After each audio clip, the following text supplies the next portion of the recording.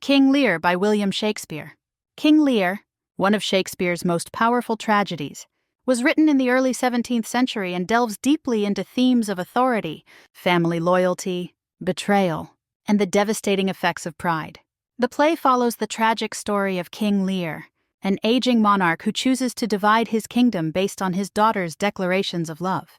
Lear's decision sets off a series of harrowing events filled with deceit, madness, and heartbreak.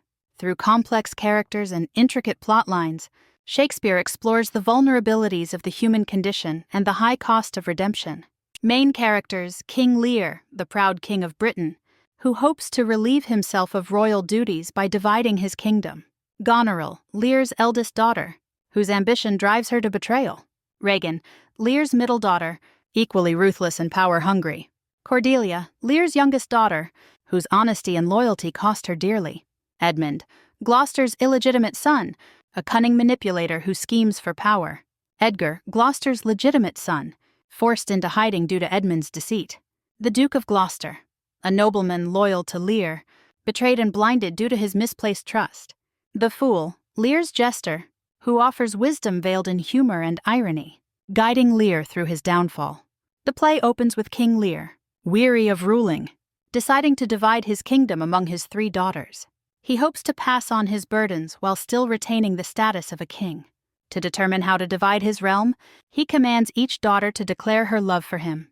"Which of you shall we say doth love us most?" he asks, expecting heartfelt expressions.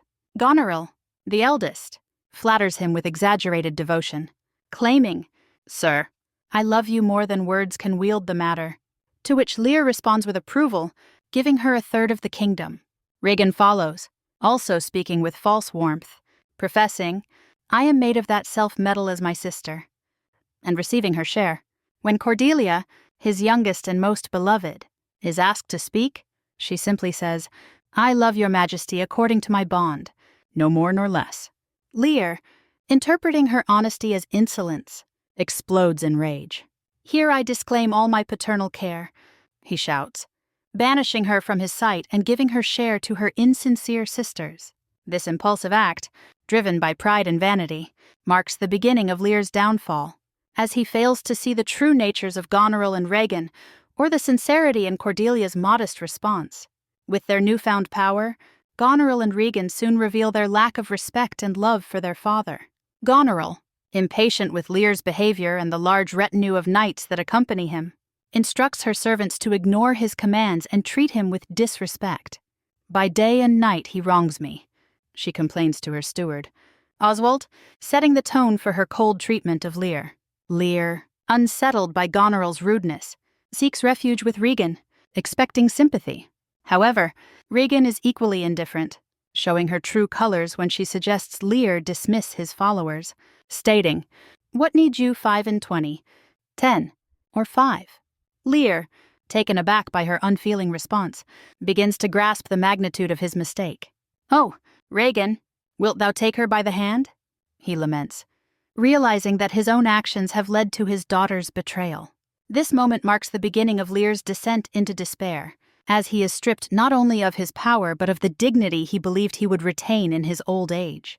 Cast out of Britain and without a dowry, Cordelia finds solace in the arms of the King of France, who values her honesty. "Fairest Cordelia, that art most rich, being poor," he declares, marrying her despite her lack of wealth. Although banished from her father's kingdom, Cordelia remains concerned for Lear's well-being, and when news reaches her of his mistreatment, she resolves to return with an army to rescue him from her sister's cruelty. "O dear father, it is thy business that I go about," she says, displaying a loyalty that contrasts sharply with her sister's ambition.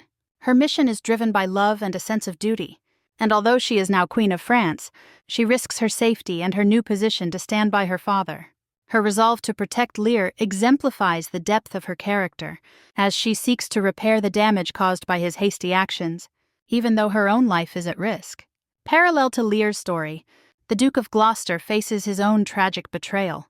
Gloucester's illegitimate son, Edmund, is driven by jealousy and ambition, coveting his brother Edgar's rightful inheritance. "Thou, nature, art my goddess. To thy law my services are bound," Edmund says, justifying his deceit. He plots to convince Gloucester that Edgar is conspiring against him, using a forged letter to implicate his brother. Gloucester, heartbroken by what he believes to be Edgar's treachery, declares, "O villain, villain," and disowns his innocent son. Meanwhile, Edmund ingratiates himself with Goneril and Regan, who see him as a valuable ally in their own schemes. Gloucester's misplaced trust in Edmund mirrors Lear's with Goneril and Regan, leading to Gloucester's capture and brutal blinding by Regan's husband. Cornwall. "Out! Vile jelly!" Cornwall exclaims as he gouges out Gloucester's eyes, symbolizing Gloucester's literal and metaphorical blindness. This horrific act underscores the theme of betrayal that runs through the play, as Gloucester's loyalty to Lear is repaid with suffering and humiliation. Abandoned by his daughters, Lear finds himself wandering on a barren heath in the midst of a ferocious storm. He is accompanied by the fool, who continues to offer him insights disguised as jokes. "I am a man more sinned against than sinning," Lear declares, as the storm outside mirrors the chaos within his mind. His despair deepens as he reflects on his choices and the betrayal of his daughters. Lear begins to lose his grip on reality, speaking to the elements as if they were alive. Blow, winds, and crack your cheeks. Rage, blow.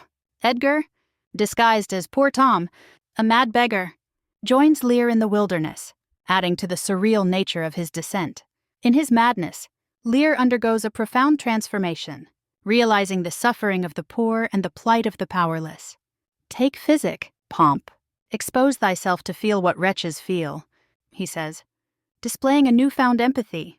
This moment serves as both punishment and redemption, as Lear is forced to confront the folly of his pride and the vulnerability of human life. As the power struggle intensifies, so does the rivalry between Goneril and Regan. Both sisters, attracted to Edmund, view each other as obstacles.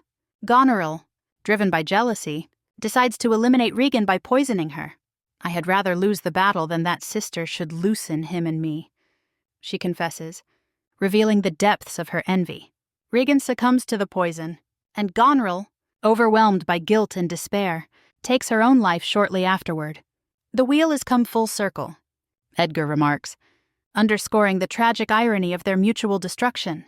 The demise of Goneril and Regan highlights the destructive power of unchecked ambition and the consequences of betrayal.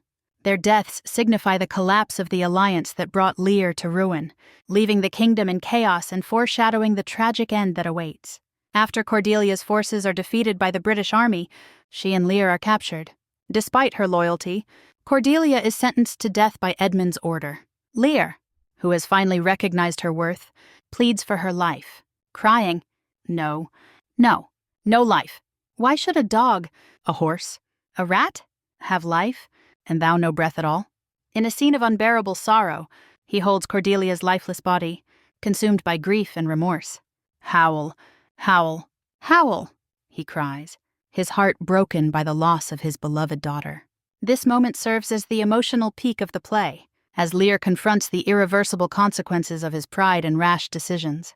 Cordelia's death represents the ultimate tragedy, as the one person who truly loved him is taken from him in his final moments. In a climactic duel, Edgar reveals his true identity and challenges Edmund, seeking justice for the wrongs he has committed. The brothers fight, and Edmund is fatally wounded. Before dying, he confesses his crimes, including his order to kill Cordelia. "The gods are just, and of our pleasant vices make instruments to plague us," Edgar declares, capturing the play's theme of retribution. Though Edmund attempts to save Cordelia by reversing his order, it is too late. His death signifies the end of his treachery, yet the kingdom is left in ruins. Edgar's victory brings a small sense of justice, but it is overshadowed by the heavy toll that has been exacted on Lear and his loved ones.